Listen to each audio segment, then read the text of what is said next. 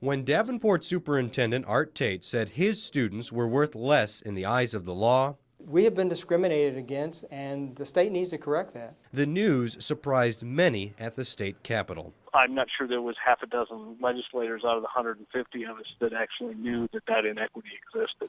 Former Iowa House Speaker Craig Paulson says most lawmakers thought the districts were funded equally. We thought that was true across the state. They aren't. District spending was capped in 1971. School funding formula curator Marvin Selden says he did it for a simple reason. They spend more money than the state's got to put in more. After we searched all the records and talked to lots of experts, including the creator of the funding formula itself, we couldn't find a smoking gun explaining why Davenport gets less money per student. We went back to the formula. In 1971, the state set a limit, but it allowed districts to spend up to 10% more than that limit. If someone went over that, they got pulled in front of a committee and had to defend their budget.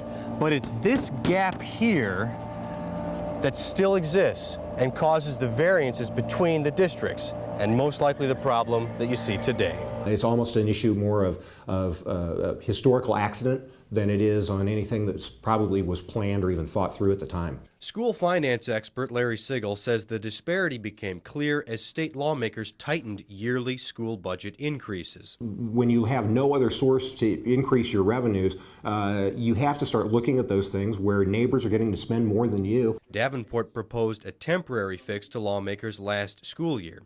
It wanted the law changed to let it use money sitting in its savings account.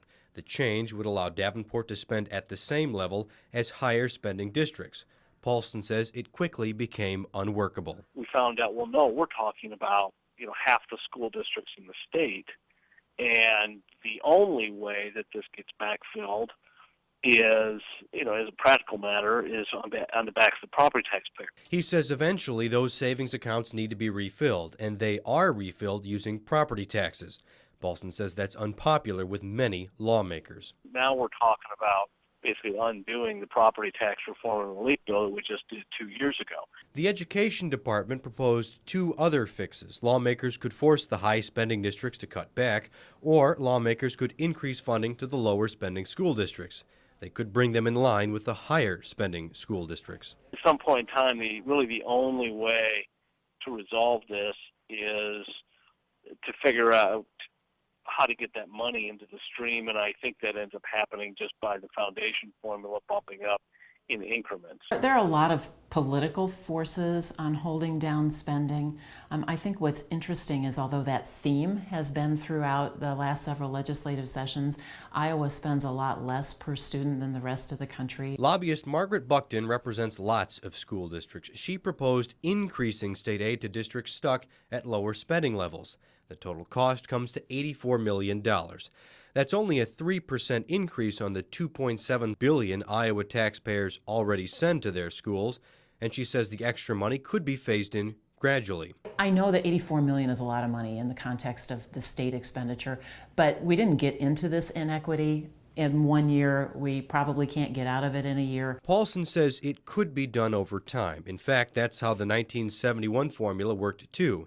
It took 10 years to ramp up the state's commitment to education. It'll probably take several years. $80 million is a really big number to try to figure out in 1 year, but it might not be such a big number to try to figure out and get rectified, say, over 5 or 10 years. But Paulson retired this summer. It'll be up to another leader in the Iowa House to keep track of Iowa's school funding formula. And with Davenport vowing to break the law, school funding will keep demanding lawmakers' attention. Mark Stevens, KWQC, TV6 News.